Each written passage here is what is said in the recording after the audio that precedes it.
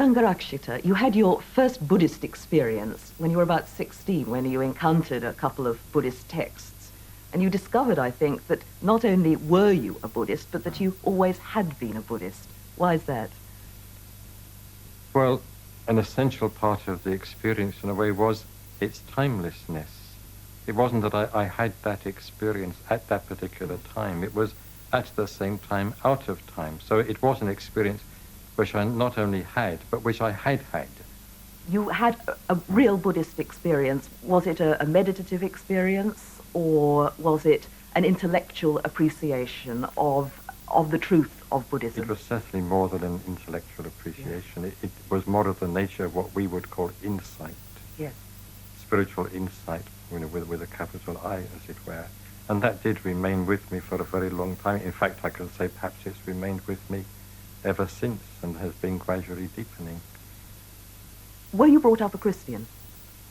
Yes and no, like so many other people. I wasn't made to go to church. I wasn't made to go to Sunday school. But I did go to church regularly for a number of years because I wanted to.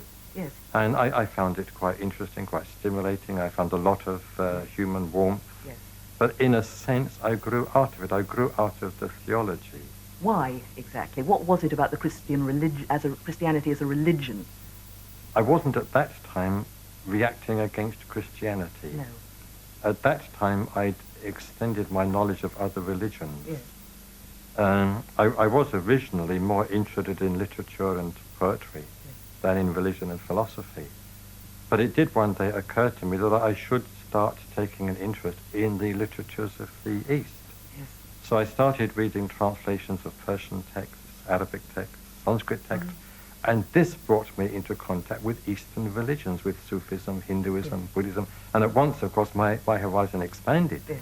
And it expanded, to a certain extent that Christian horizons seemed rather narrow in comparison. To the Buddhist? To the Buddhist or to the Hindu or to the Sufi or to all of those as it were together. I went through a sort of, comparative religions phase or period. So I couldn't any longer consider that the particular form of Christianity that I'd been associated with possessed the whole truth.